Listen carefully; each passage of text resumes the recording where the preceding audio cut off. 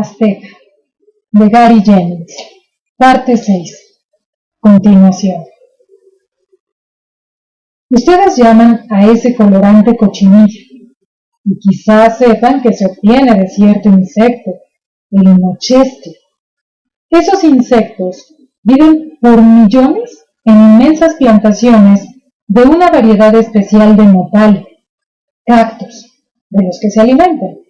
Todos los insectos maduran en la misma estación y sus cultivadores los toman de los cactus y los introducen en bolsas para luego matarlos, ya sea metiendo las bolsas en agua hirviendo, colgándolas en las casas de vapor o dejándolas secar al sol. Los insectos se secan hasta que quedan como semillas arrugadas y entonces son vendidos por su peso. El color que se desprende de ellos depende de la forma en que hayan sido matados, cocidos, por vapor o asados. Y cuando han sido aplastados, su colorante puede ser jacinto amarillo rojo, o escarlata brillante, o un carmín particularmente luminoso, que no se puede obtener de ninguna otra fuente. Si yo les explico todo esto, es porque la última cosecha de los Zapoteca había sido vendida en su totalidad a un mercader mexica, el mismo con el que había conversado tiempo atrás en la nación de los Xochimilca. Ya no había más colorante durante ese año, pues ni aun a los insectos más mimados se les puede apurar para que se reproduzcan. Como recordaba lo que ese mercader me había dicho acerca de un colorante nuevo y aún más raro, un púrpura permanente que de alguna manera estaba relacionado con caracoles y un pueblo llamado Los Desconocidos, le pregunté sobre eso a mi intérprete y a varios de sus amigos mercaderes lo que pudieran saber sobre el particular. Pero lo único que conseguí de todos fue un gesto vago de ignorancia y una respuesta como un eco. ¿Púrpura? ¿Caracoles? ¿Desconocidos? Así es que solo hice una transacción en Sáchila. No fue ese tipo de negocio que un típico Xochtecatl hubiera podido hacer. El viejo Yiwu arregló para mí una entrevista de cortesía con Cosi Yuela, el Bishoshu Ben Saar, que quiere decir venerado orador de la gente muda, y ese gentil hombre tuvo la amabilidad de agasajarme, invitándome a conocer su palacio para que pudiera admirar sus muebles lujosos. Me interesé en la adquisición de 2 de ellos. Uno fue la reina del Bishoshu, Pela Shila, una mujer que hacía que a cualquier hombre se le hiciera agua la boca. Pero me contenté con hacer el gesto de besar la tierra delante de ella. Sin embargo, cuando vi un bellísimo tapiz trabajado en pluma, decidí que lo tendría. Ha sido hecho por uno de sus compatriotas, dijo mi anfitrión, y su voz sonó como si yo hubiera sido un impertinente en detenerme a admirar el trabajo de un mexicatl, en lugar de admirar los productos de su pueblo, la gente muda. Por ejemplo, las tapicerías abigarradas e interesantes del Salón del Trono, hechas por apretados nudos coloreados, luego otra vez anudados y vueltos a colorear, y así por varias veces más. Señalando con mi cabeza el tapiz, le dije: déjeme adivinar, mi señor, ese trabajo de pluma es de un artista que vino de muy lejos llamado Chinali. Cosi Yuela sonrió. Tiene razón. Estuvo aquí por un tiempo haciendo bosquejos de los mosaicos del Niobán y después no tuvo con qué pagar al posadero, excepto con este tapiz. El posadero lo aceptó, aunque no muy contento, y luego vino a quejarse conmigo. Así es que yo le retribuí porque confío en que el artista vuelva otra vez y lo redima. Estoy seguro de que él lo hará, le dije. Pero yo conozco a Chinali desde hace mucho tiempo y probablemente lo vea antes que usted. Si me lo permite, mi señor, estaré encantado de pagar su deuda y de asumir esto en frente. Sería muy amable de su parte, dijo el Bishoshu. Un favor muy generoso, tanto para su amigo como para nosotros. No se fije usted en eso, le dije. Solo le pago a usted la bondad que ha tenido para con él. Y de todas maneras, y recordé el día que guié al asustado Chimali a su casa, llevando una calabaza en la cabeza. Esta no será la primera vez que he ayudado a mi amigo en alguna dificultad temporal. Chimali debió de haber vivido muy bien durante su estancia en la posada, pues me costó un bulto completo de pedacitos de estaño y cobre para liquidar su deuda. Sin embargo, el tapiz fácilmente valdría 10 o 20 veces más. Ahora probablemente su valor sería de 100 veces más, ya que casi todos nuestros trabajos de pluma han sido destruidos. No se han hecho más en estos últimos años.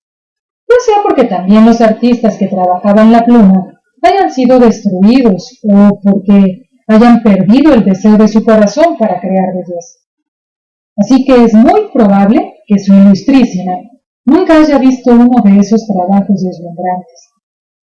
El trabajo de pluma es mucho más delicado, difícil, y lleva más tiempo que cualquier clase de pintura, escultura o joyería. El artista empieza a trabajar con una pieza del más fino algodón, fuertemente estirada sobre un panel o marco de madera. Sobre la tela, dibuja suavemente las líneas del motivo que ya tenía en mente. Luego, cuidadosamente, llena todos los espacios con plumas de colores, quitando el cañón a cada una para utilizar la parte más suave de esta. Pega quizá miles y miles de plumas, una por una, con gotas diminutas de líquido del hilo. Algunos que se llamaban a sí mismos artistas, negligente y suciamente, falseaban el trabajo utilizando solamente plumas blancas de pájaros, las cuales tenían con pinturas y colorantes según lo iban requiriendo y ajustando sus formas para llenar los lugares más intrincados del diseño. Sin embargo, los verdaderos artistas usaban solo las plumas de colores naturales y con mucho cuidado escogían exactamente el matiz correcto en todos los grados de colores. Usaban plumas largas o cortas, rectas o curvas, según lo pedía el dibujo. Dije largas, sí, pero rara vez había en cualquiera de esos trabajos una pluma más grande que el pétalo de una violeta, y la más pequeña era más o menos del tamaño de una pestaña humana. Un artista debía separar cuidadosamente, comparar y seleccionar de entre un bulto de plumas tan grande que podría llenar este cuarto en el que nosotros estamos sentados. No sé por qué Chimali, por esta vez, hizo a un lado su pintura, y en lugar de ello, escogió el trabajo de pluma para hacer la escena de un paisaje. Lo hizo con la perfección de un maestro con muchos años de experiencia en ese tipo de trabajo. En el claro de un bosque bañado por el sol, un jaguar yacía descansando entre flores, mariposas y pájaros. El dibujo de cada pájaro estaba hecho con las plumas de su especie. Cada pájaro azulejo, por ejemplo, había requerido que Chimali buscara las más pequeñitas plumas azules de cientos de verdaderos azulejos. El verdor era solamente masas de plumas verdes. Cada hoja individual de hierba o de un árbol era una pluma separada en diferente tono de verde. Conté más de 30 plumas minúsculas que componían el diseño de una pequeña mariposa en color pardo amarillo. La firma de Chimali era la única parte del paisaje hecha en un solo color, sin matiz, con las plumas rojizas de la guacamaya, y la huella era mucho más pequeña, como de la mitad de su tamaño real. Tomé el tapiz, lo llevé a nuestra posada y se lo di a Coscatl, diciéndole que solo dejara en la tela la marca escarlata de la huella de la mano. Cuando él hubo quitado cada una de las plumas del tapiz, yo las apiñé por separado, mezclándolas confusamente dentro de la tela otra vez. La enrollé y la até fuertemente y la llevé de nuevo al palacio. Cosiyuela no estaba, pero su reina Pela Shila me recibió y le entregué a ella el paquete atado, diciendo: solamente en caso de que el artista Chinali regrese por este camino antes de que yo lo encuentre, mi señora, tenga la bondad de decirle que esto es una prueba de amistad, que todas sus deudas serán pagadas similarmente. El único camino hacia el sur de Saachila era a través de las altas hileras de montañas llamadas Senpunla, y ese fue el que seguimos, a través de ellas, día tras día interminablemente. A menos de que usted haya escalado alguna montaña, su ilustrísima, no sé cómo podría expresarme para que supiera lo que es escalar una. No sé cómo podría hacerle sentir los músculos en tensión y la fatiga, las magulladuras y los arañazos, el sudor chorreante y la tierra que se mete en las sandalias, el vértigo de las alturas y la sed insaciable durante los días cálidos, la necesidad continua de vigilar cada uno de nuestros pasos, las veces que el corazón se nos paraba de un instante de miedo, 2 resbalones por cada 3 pasos que dábamos hacia arriba, y el descenso casi tan arduo y peligroso. Y después de sufrir todo eso, ni siquiera encontrábamos una tierra llana en donde poder negociar, sino otra montaña. Cierto que había una vereda, así es que no perdíamos nuestro camino. Había sido hecha por y para los fuertes hombres de la gente nueva, aunque eso no quería decir que a ellos les gustara viajar por allí. No había ninguna vereda que permaneciera firme o fuertemente hollada, pues continuamente se estaban desprendiendo pedruscos de las montañas. En algunas partes, el camino se encontraba lleno de pequeños fragmentos de pedazos de roca que se deslizaban metiéndose en nuestras sandalias y nos amenazaban con despeñarnos en cualquier momento. En otros lugares, la vereda cruzaba por una zanja honda, causada por la erosión, y de su fondo salíamos con los tobillos torcidos por las rocas que se volteaban, y los restos de tierra podrida que se desmoronaban. En otros, se tornaba en una estrecha escalera en espiral de roca, cuyos escalones eran lo suficientemente anchos como para que nuestros dedos de los pies se pudieran afianzar.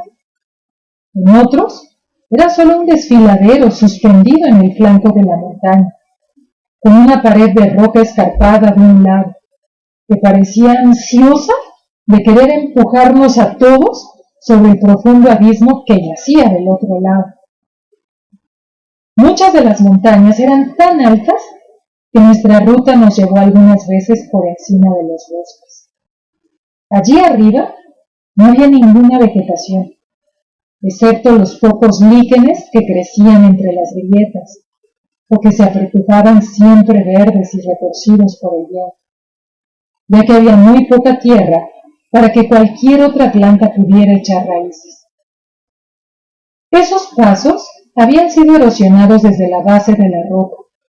Muy bien pudimos estar escalando a lo largo de una de las expuestas costillas del esqueleto de la tierra. Tan pronto como subíamos y bajábamos esos picos, jadeábamos como si estuviéramos compitiendo entre nosotros por el poco aire insustancial que allí había. Los días eran todavía calientes, demasiado calientes para un ejercicio tan riguroso, pero las noches eran tan frías en aquellas alturas como para herirnos hasta la médula de los huesos. Si hubiéramos podido escoger, habríamos viajado solamente de noche, para que el ejercicio nos hubiera mantenido calientes, y habríamos dormido durante el día, en lugar de esforzarnos bajo el peso de nuestros bultos, sudando y palpitando hasta caer casi desfallecidos. Pero ningún ser humano hubiera podido moverse a través de esas montañas en la oscuridad sin romperse por lo menos una pierna, y probablemente también el cuello. Solamente 2 veces durante esa parte de la jornada nos encontramos con aldeas pobladas. Una fue Xalapa, una aldea de la tribu Guave, que son oscuros de piel, feos y desagradables. Nos recibieron con grosería y nos impusieron un precio exorbitante que nosotros tuvimos que pagar. La comida que nos dieron fue abominable, un grasoso estofado de riñones de zorro, que por lo menos ayudó a que nuestras provisiones no disminuyeran. Las chozas de paja que nos sirvieron olían mal y estaban llenas de lombrices, pero por lo menos nos mantuvieron resguardados del viento nocturno de la montaña. La otra aldea fue Mejapa, en donde fuimos más cordialmente recibidos y agradablemente tratados con hospitalidad. Nos alimentaron bien e incluso nos vendieron algunos huevos de sus aves para llevárnoslos cuando nos fuéramos. Desafortunadamente, la gente de esa aldea eran chinantecas, quienes, como ya mencioné hace bastante tiempo, padecían la enfermedad que ustedes llaman pinto. Aunque todos sabíamos que no era contagiosa, excepto quizá por acostarse con sus mujeres, y a ninguno de nosotros se nos ocurrió hacerlo, el solo hecho de ver todos aquellos cuerpos manchados de azul nos hizo sentirnos casi tan sarnosos e inconfortables en Mejapa como lo estuvimos en Xalapa. En muchas partes que pasamos, tratamos de seguir las instrucciones del rudo mapa que yo llevaba, y así pudimos acampar cada noche en una cañada entre 2 montañas. Usualmente encontrábamos por lo menos un arroyo de agua fresca, crecimientos de mexiche, mastuerzo, coles de pantano u otras verduras comestibles. La ventaja que había en las tierras bajas era que un esclavo no necesitaba pulverizar la yesca durante medianoche para encender un fuego, como lo haría en el aire delgado de las alturas antes de que pudiera generar suficiente calor para prender la mecha y conseguir un fuego para el campamento. Sin embargo, ya que ninguno de nosotros, a excepción del Glotón de Sangre, nunca antes habíamos viajado por esa ruta, y ya que él no siempre podía acordarse exactamente de todas las subidas y las bajadas, la oscuridad, de cuenta y maliciosamente, nos cogían mientras nosotros ascendíamos o descendíamos por una montaña. Una de esas noches, Glotón de Sangre me dijo con disgusto: ya estoy cansado de comer carne de perro y frijoles. Después de todo, solo nos quedarán 3 perros esta noche. Este es el país de los jaguares. Mixclin, tú y yo estaremos despiertos para tratar de cazar alguno. Glotón de Sangre buscó algunos troncos que estuvieran cerca de nuestro campamento, hasta que al fin encontró uno hueco y muerto. Lo socavó haciendo un cilindro del largo de su antebrazo. Tomó la piel que le habían quitado al perrito, que el esclavo 10 estaba asando en esos momentos, y la extendió sobre el hueco del tronco, atándola al final del mismo, en donde él la anudó con un cordón, como si fuera un rudo tambor. Después le hizo un agujero en medio y a través de él dejó pasar una tira de cuero crudo, y también la anudó para que no se deslizara. Así la tira quedó vertical y firme dentro del tambor, y Glotón de Sangre metió su mano por la abertura que éste tenía del otro lado. Cuando él pellizcó la fluctuante tira, pasando al mismo tiempo su calloso dedo a lo largo de la piel del tambor improvisado, este sonó con un gruñido áspero, exactamente igual al de un jaguar. Si por aquí cerca, en los alrededores, hay un gato, dijo el viejo guerrero, su primitiva curiosidad le llevará a investigar la luz del fuego de nuestro campamento, pero se aproximará contra el viento, no muy cerca. Tú y yo también iremos contra el viento hasta encontrar un lugar confortable en el bosque. Tú te sentarás y rascarás el tambor mixtico, mientras yo me esconderé con una hilera de lanzas en mano. El humo de la hoguera, esparcido por el viento, cubrirá lo suficiente nuestro olor, y tu llamada hará que se vuelva lo suficientemente curioso como para venir directamente hacia nosotros. No estaba muy entusiasmado, que digamos, con la idea de jugar e incitar a un jaguar, pero dejé que el glotón de sangre me mostrara cómo trabajar en su invento, haciendo ruidos a diestro y siniestro, a irregulares intervalos, gruñidos cortos y largos. Cuando terminamos de comer, Cóscatl y los esclavos se envolvieron en sus cobijas, mientras Glotón de Sangre y yo nos internábamos en la oscuridad de la noche. Cuando el fuego de nuestro campamento era solo un resplandor en la distancia, pero podíamos todavía oler débilmente el humo, nos detuvimos en lo que Glotón de Sangre dijo que era un claro, aunque muy bien hubiera podido ser una de las cuevas del hogar santo, por todo lo que yo podía ver. Me senté en una roca mientras él iba hacia algún lugar detrás de mí, quebrando ramas a su paso, y cuando todo estuvo en silencio, empecé a aporrear la tira de cuero crudo del improvisado tambor. Un gruñido, una pausa. Un gruñido y un rugido. Una pausa. 3 ásperos gruñidos. El sonido era casi tan exacto al que hacía un gato grande mientras vagaba gruñendo caprichosamente, que hasta mi propia espalda se erizó. Sin desearlo realmente, recordé algunas historias acerca del jaguar que había escuchado de cazadores experimentados. El jaguar, decían ellos, nunca tiene que estar muy cerca de su presa. Tiene la habilidad de hipar violentamente y su aliento dejará incapacitada a su víctima, entorpeciéndola, pasmándola, aún a la distancia. Un cazador que utilice flechas debe siempre tener 4 en su mano, porque el jaguar también es notorio en su habilidad de saber esquivar las flechas y después, como un insulto, las toma entre sus dientes y las convierte en astillas. Así es que un cazador debe disparar las 4 flechas una detrás de otra, con esperanza de que por lo menos una surte efecto, porque es bien sabido que él no podrá tomar más de 4 flechas antes de que el hipo del gato lo alcance.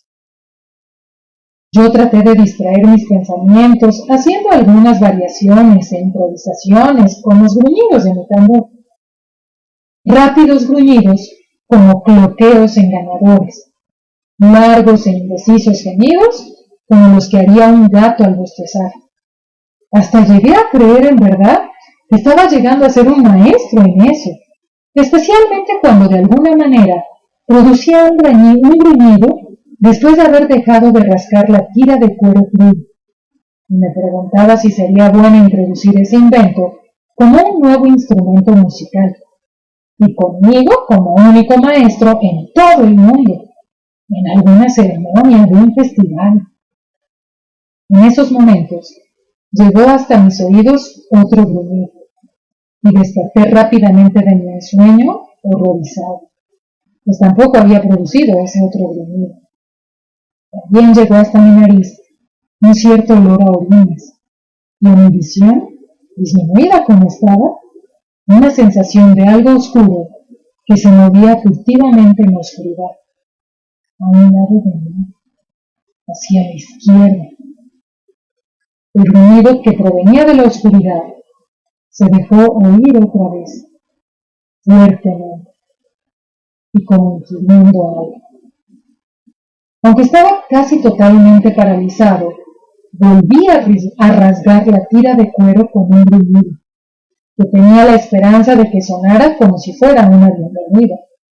¿Qué otra cosa podría hacer? Desde mi izquierda, casi al frente, se volvieron hacia mí 2 luces frías y amarillas.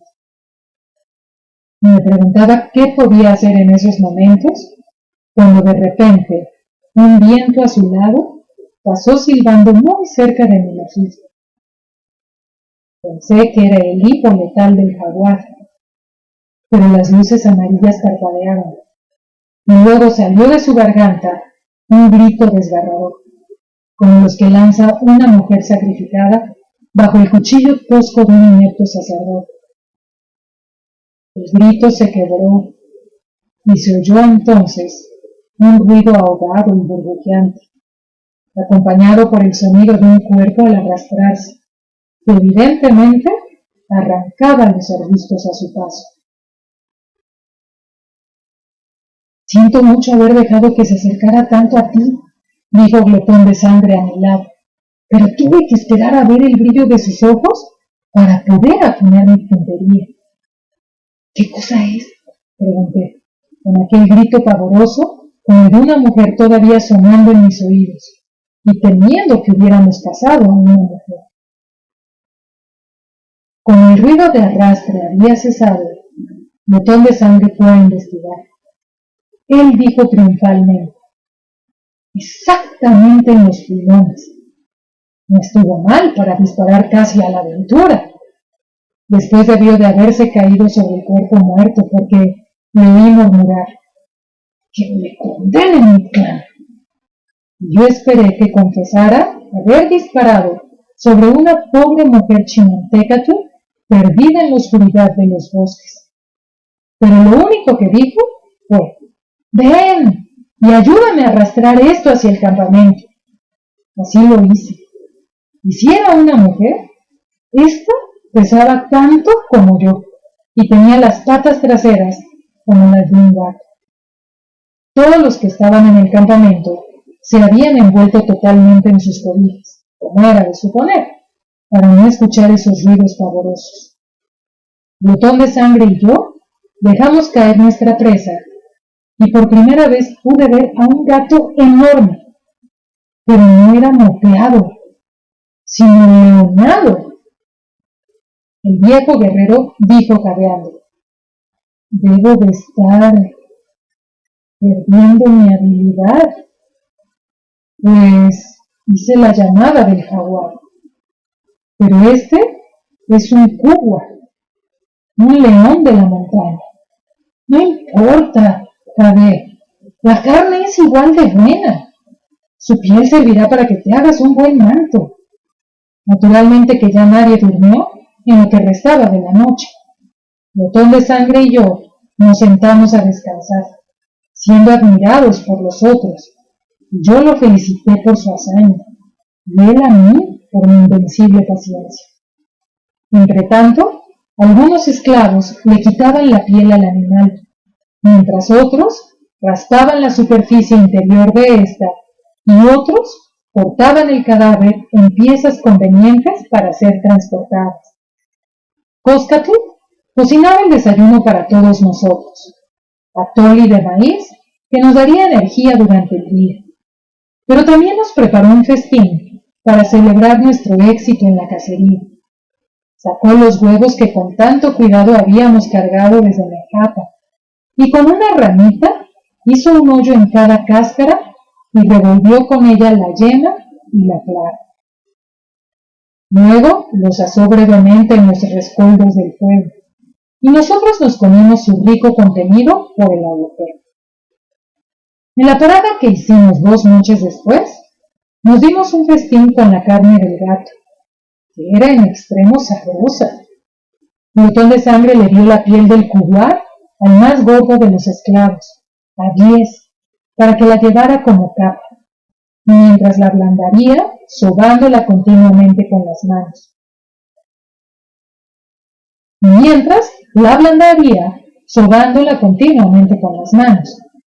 Pero como nosotros no nos tomamos la molestia de encontrar algo para curtir la piel, esta pronto empezó a apestar nauseabundamente. Así es que hicimos que 10 caminara a una buena distancia lejos de nosotros.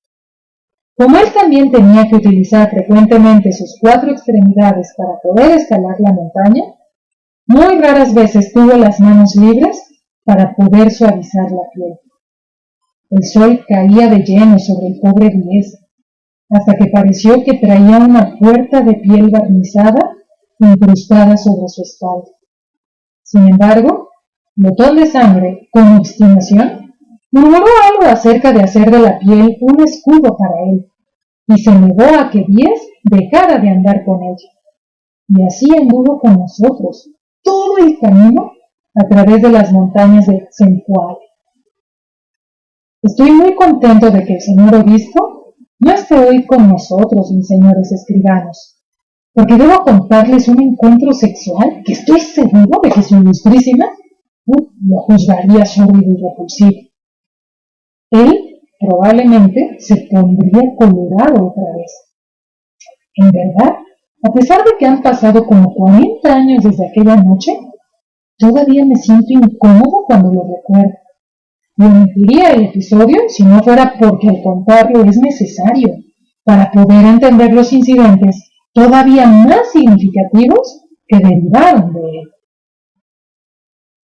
Cuando por fin los 14 que formábamos nuestra comitiva descendimos de la última y larga hilera de montañas de Zempoala, fuimos a dar otra vez dentro del territorio zapoteco, a una ciudad más o menos grande, asentada a la orilla de un gran río.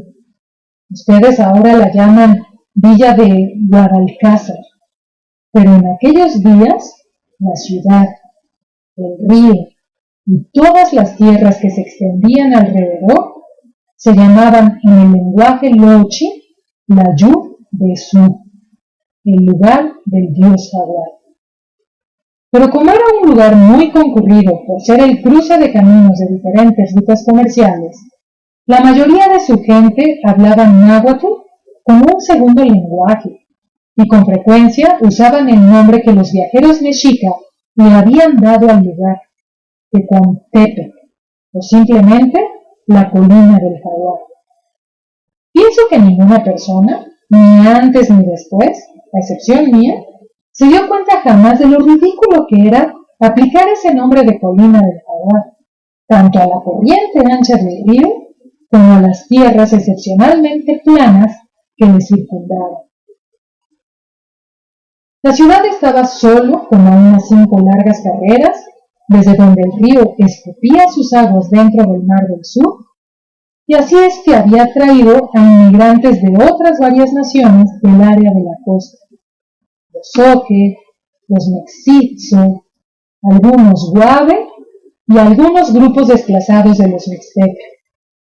En sus calles uno se podía encontrar con gran variedad de diferentes colores de tez, apariencias físicas, trajes y acentos.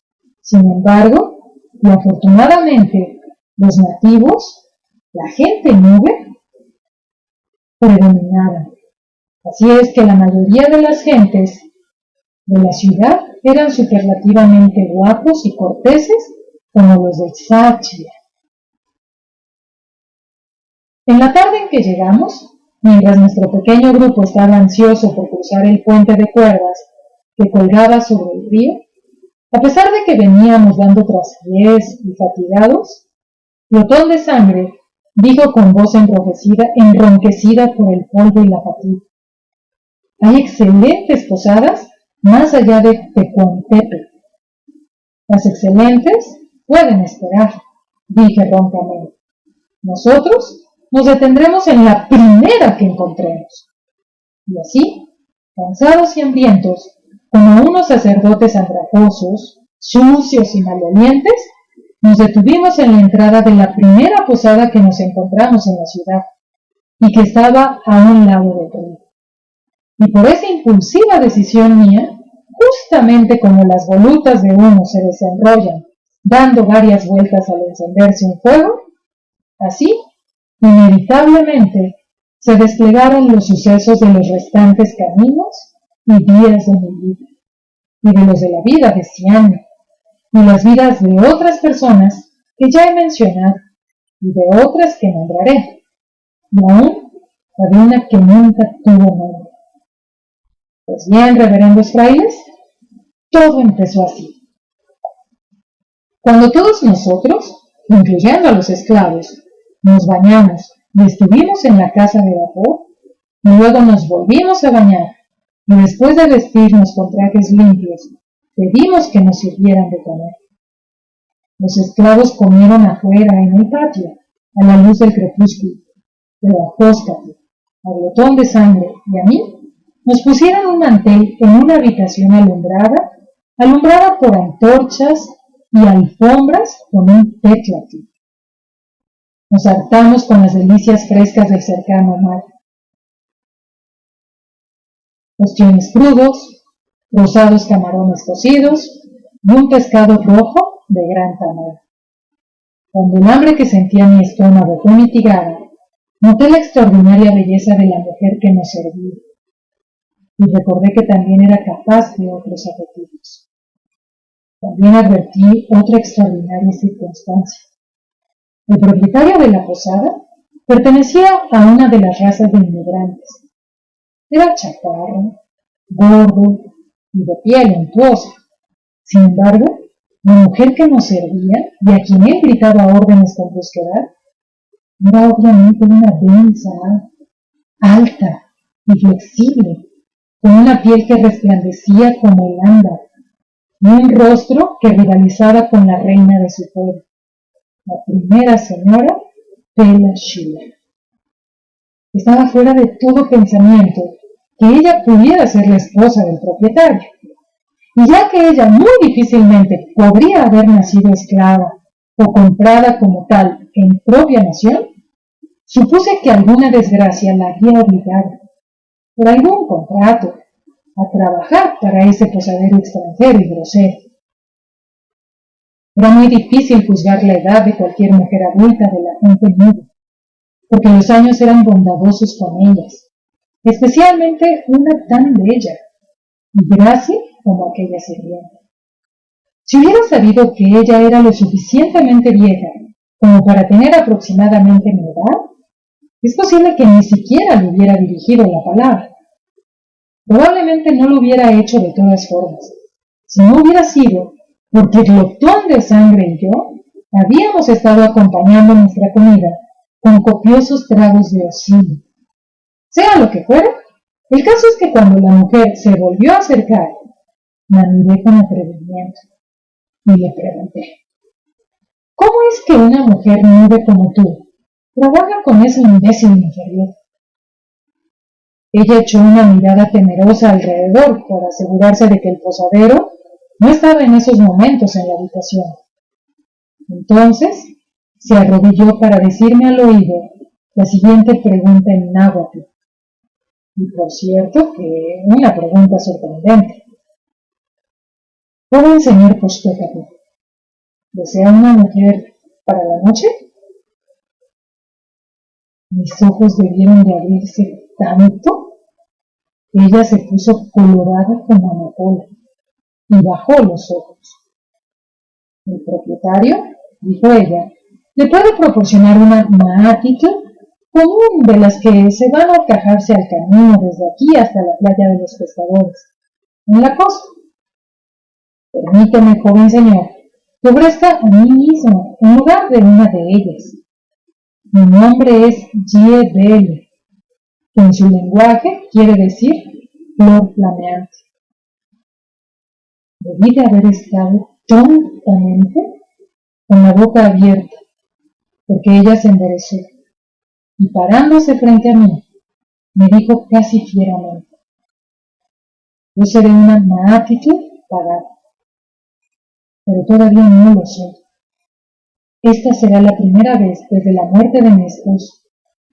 Yo nunca antes, ni siquiera con un hombre de mi propia gente. Me sentí tan impresionado por su embarazosa necesidad que tartamudeé. Yo estaré encantado. Giebel volvió a mirar alrededor y dijo: no se lo diga al posadero. Él exige parte del pago a sus mujeres y me pegaría por tratar de engañarlo con un cliente. Yo estaré esperándolo afuera, a la caída de la noche, mi señor, e iremos a mi caballo. y empezó rápidamente a recoger los utensilios vacíos, para parecer ocupada, cuando el propietario, dándose gran importancia y alborotando, entró en la habitación. Botón de Sangre, que no había podido impedir el escuchar el ofrecimiento de la mujer, me miró de reojo y me dijo sarcásticamente: siempre la primera vez. Desearía tener una semilla de cacao cada vez que una mujer me dijera eso. Y me cortaría uno de los testículos cada vez que pudiera probar que es verdad. El posadero vino hacia nosotros, jovial, frotándose sus manos gordas, para preguntarnos en náhuatl si deseábamos algún dulce para terminar la cena. Quizás un dulce para gozar en sus ratos de ocio, mis señores, mientras ustedes descansan en las esterillas de sus habitaciones. Yo le dije que no. Botón de Sangre me miró y luego vociferó al hombre gordo: sí, yo sí quiero probar un poco de ese dulce. Pero Whiskey, que también quiero el dulce de él. Y me señaló con el dedo: mándeme las dos a mi cuarto. Tenga cuidado de enviarme las dos más sabrosas que tenga. El posadero murmuró admirado: un señor con noble apetito. Y se escurrió hacia afuera. Botón de Sangre, todavía enardecido, me miró y dijo con exasperación: ¿no sabes, imbécil baboso, que ese es el segundo engaño que las mujeres aprenden en este comercio?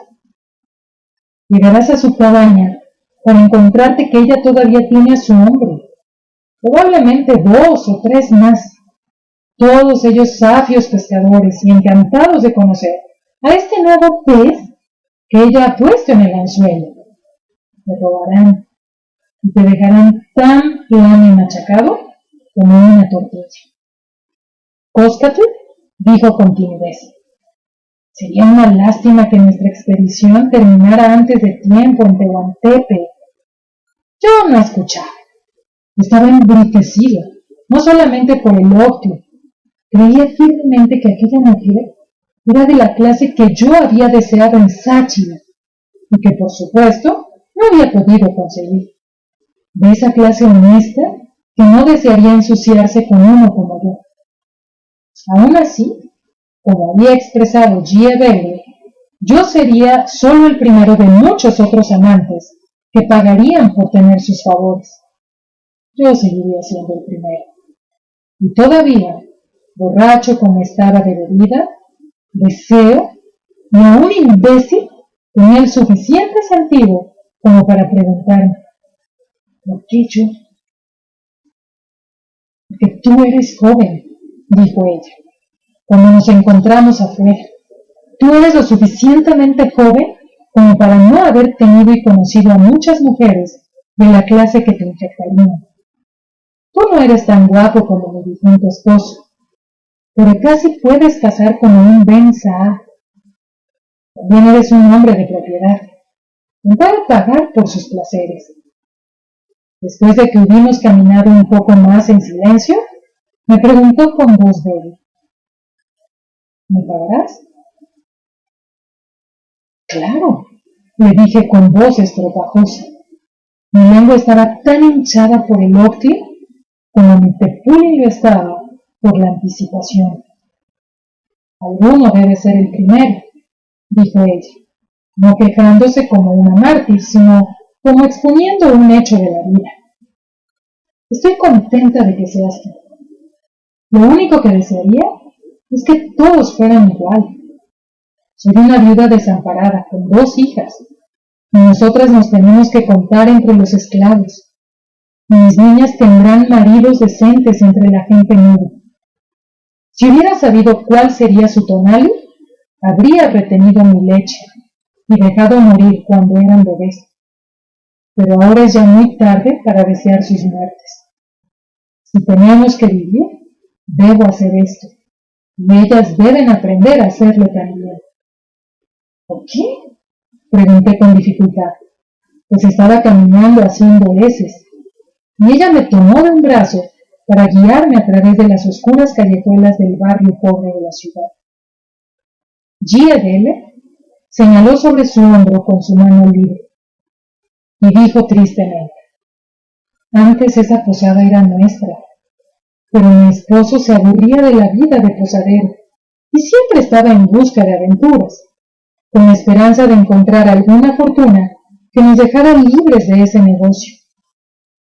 Encontró algunas cosas raras y singulares, pero ninguna de valor. Y mientras se fue endeudando cada vez más con el tratante que prestaba y cambiaba dinero. En su última expedición, mi esposo vio algo que dijo que podía comprar muy barato y sacar un buen provecho de ello. Así es que para tener el dinero necesario, empeñó el mesón, dejándola en prenda de pago. Ella se encogió de hombros. Nunca regresó. Como el hombre que persiguió el fantasma trémulo de Xtabay en el pantano y desapareció dentro de las arenas movedizas. Eso fue hace ya 4 años.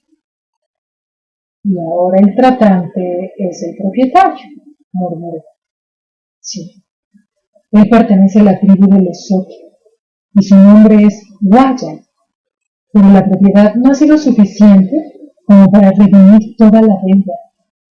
El Bishoshu de la ciudad es un hombre bueno, pero cuando la demanda fue presentada delante de él, no pudo hacer nada. Entonces fui obligada a trabajar desde el amanecer hasta el anochecer. Y puedo dar gracias de que por lo menos mis niñas no han trabajado así. Se ganan lo que pueden cosiendo, bordando o lavando ropa ajena. Pero la mayoría de la gente que puede pagar este tipo de trabajo tienen hijas o esclavos para que lo hagan.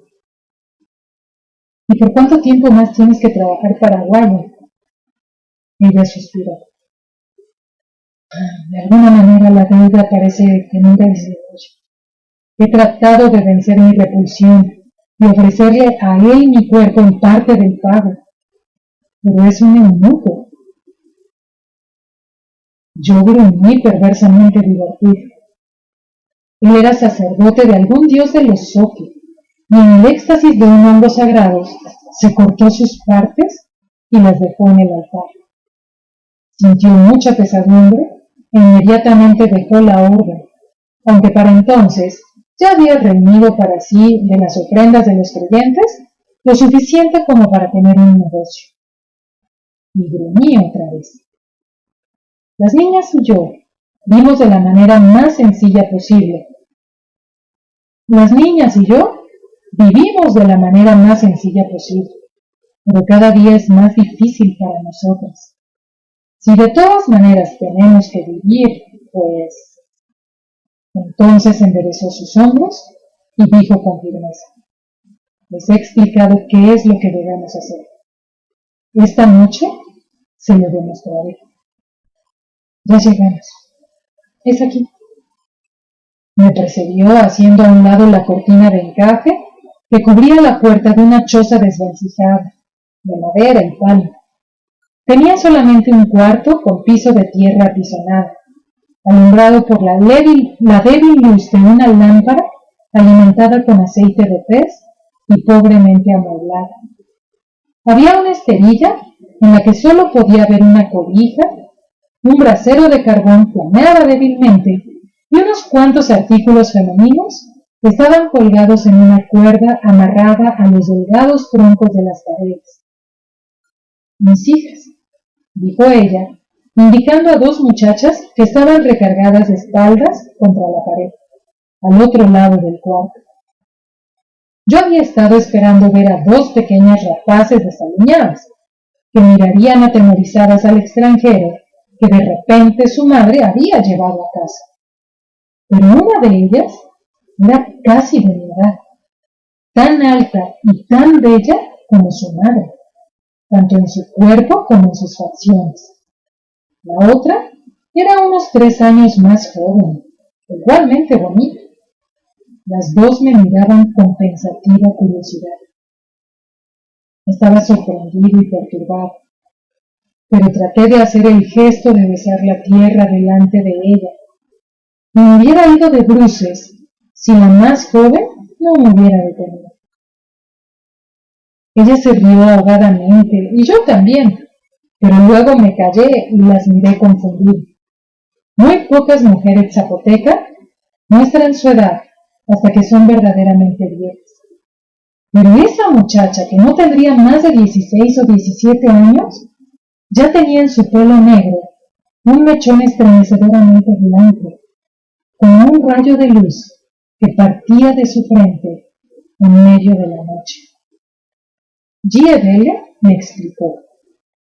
Un escorpión la picó ahí cuando era apenas una niña que gateaba. Estuvo muy cerca de morir, pero el último efecto fue ese mechón de pelo, por siempre blanco. Ella es... Las dos son tan bellas como su madre, murmuré atentamente. Pero mi rostro debió mostrar consternación y pena al descubrir que la mujer era lo suficientemente vieja como para ser un nadie, porque ella me miró preocupada o casi espantada y dijo: no, por favor, no piense en tomar a una de ellas en mi lugar. Rápidamente se quitó la blusa por encima de su cabeza e instantáneamente enrojeció tanto que sus pechos desnudos se encendieron. Por favor, mi joven señora, yo sola me ofrecí para usted. Mis niñas todavía no. Ella pareció entender mal mi torpe silencio de indecisión. Otra vez con premura se desanudó tanto su falda como sus bragas y las dejó caer al piso, quedando completamente desnuda enfrente de mí y de sus hijas. Yo las miré incómodo y sin duda con los ojos bien abiertos, tanto como los de las muchachas, y debía haberle parecido a Gievelle que estaba comprando la mercancía, implorando todavía: por favor, no, mis muchachitas, úseme a mí. Me cogió forzándome a acostarme a su lado en la esterilla.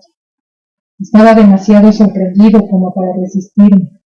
Mientras ella arrojaba mi manto a un lado, me arrancaba el taparrabo, diciéndome jadeante: el posadero pide 5 semillas de cacao por una maatitud, y él se queda con 2.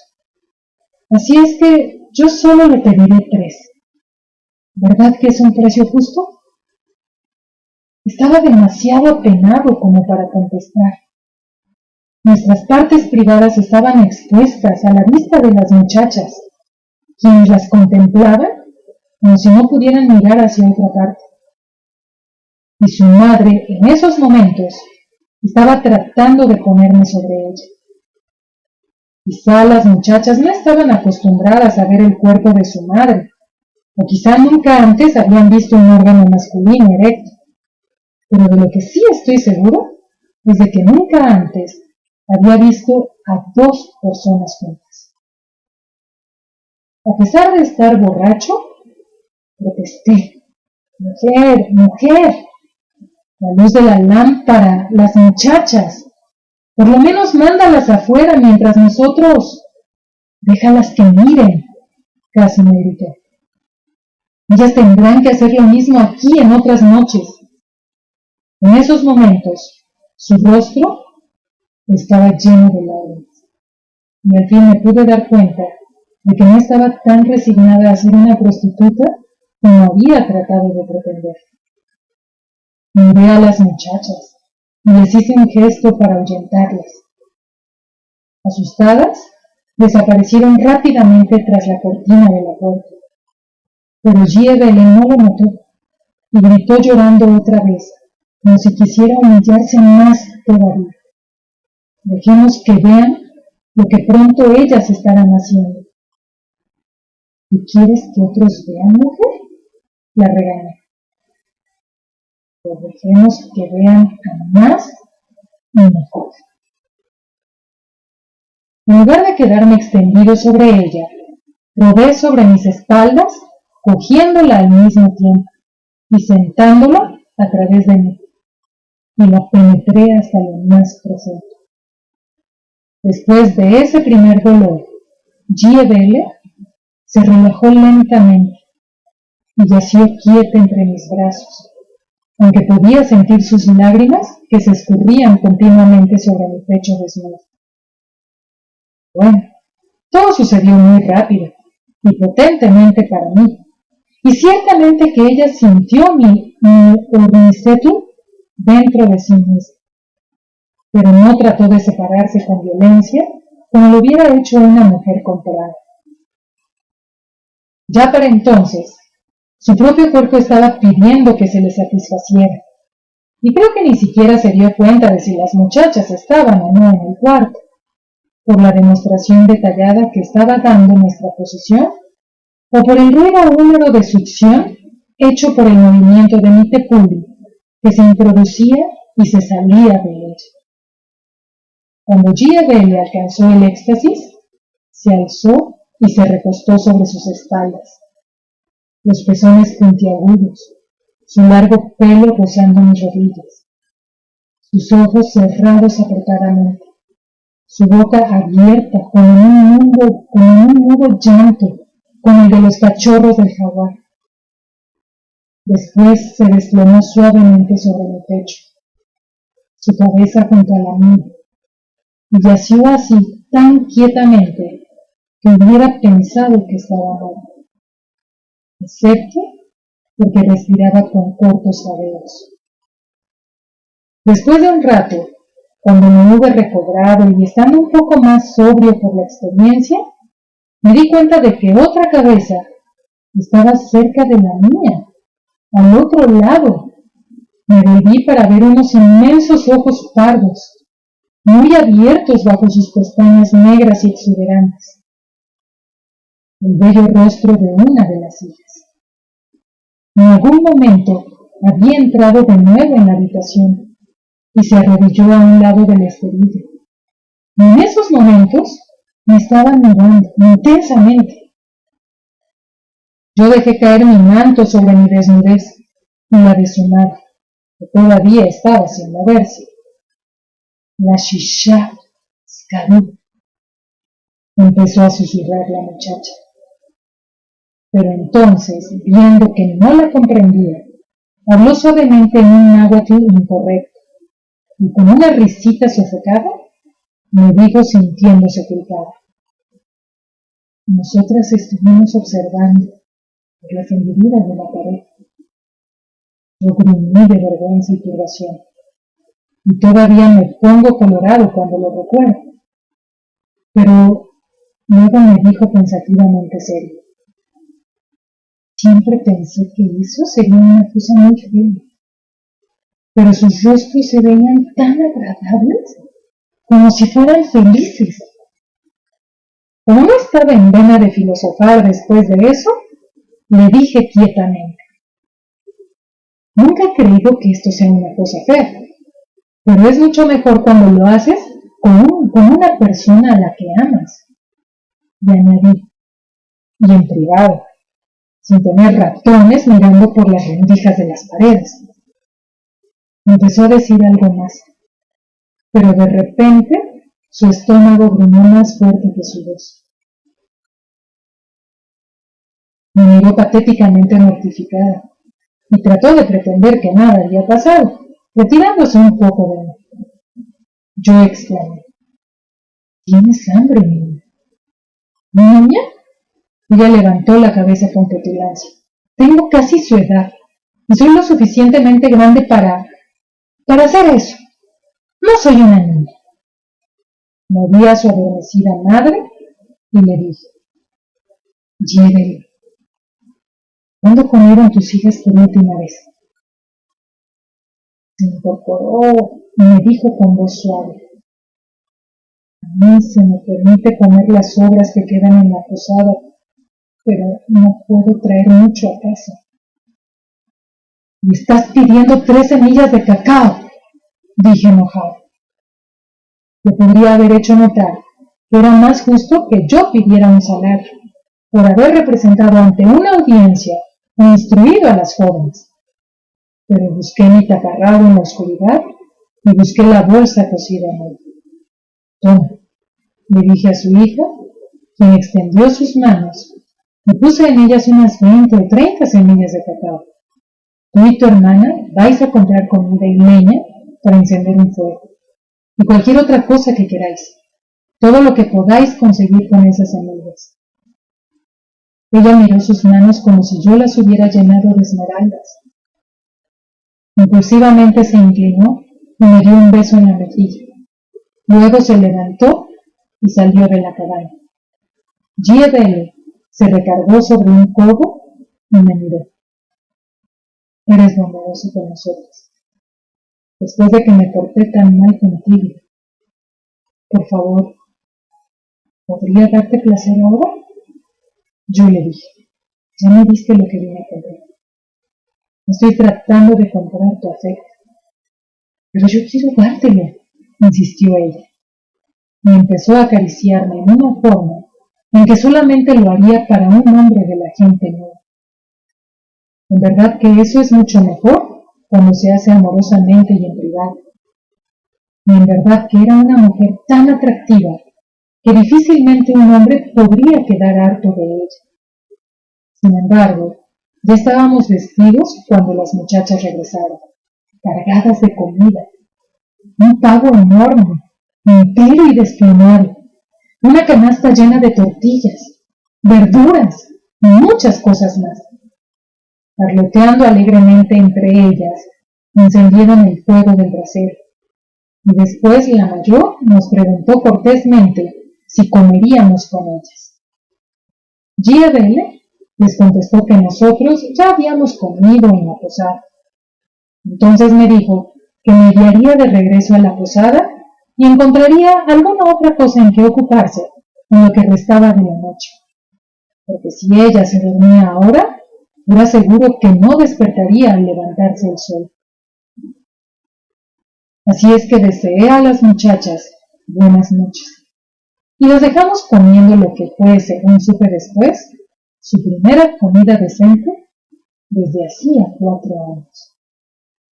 Mientras la mujer y yo caminábamos tomados de las manos por calles y callejuelas, que entonces parecían más oscuras todavía, yo iba pensando en las muchachas hambrientas, en la viuda y desesperada mujer, en el avaro acreedor Zoque, y por fin dije abruptamente, ¿me venderías tu casa, Giebele? ¿Qué? Ella se sorprendió tanto que nuestras manos se desunieron. ¿Esa choza desvencijada? ¿Para qué la quieres? Oh, pues, para reconstruirla mejor, por supuesto. Si continúo dentro del comercio, ciertamente que volveré a pasar por aquí. Quizás muy seguido, y preferiría un lugar propio a donde llegar que a una posada llena de gente. Ella se rió de lo absurdo de mi mentira. Sin embargo, pretendió tomarlo en serio y preguntó, ¿y en dónde viviremos nosotras? En algún lugar mucho mejor. Pagaré un buen precio, lo suficiente como para que vosotras podáis vivir otra vez confortablemente, como lo merecéis. Y dije con firmeza, para que las niñas o tú no tengáis la necesidad de ir a horcajarse en el camino. ¿Cuánto? ¿Cuánto quieres ofrecer en pago? Ahora mismo lo vamos a arreglar. Ya estamos en la posada. Por favor, lleva luces a la habitación en donde cenamos, y materiales para escribir, papel y tiza también. Mientras tanto, dime cuál es la habitación del eunuco gordo. Y deja de estarme mirando con miedo. No estoy más trastornado de lo usual.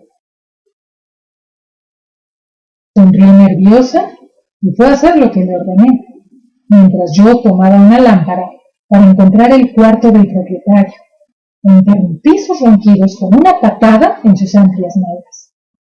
Levántese y venga conmigo, dije, mientras él farfullaba violentamente, todavía atontado por el sueño. Tenemos negocios que tratar. Es medianoche. Usted está borracho, váyase.